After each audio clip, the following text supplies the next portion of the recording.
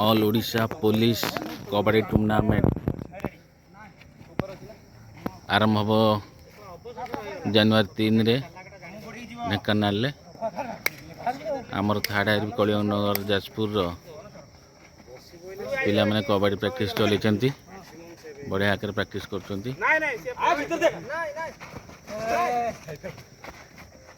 कठिन परिश्रम कर सफलता पाई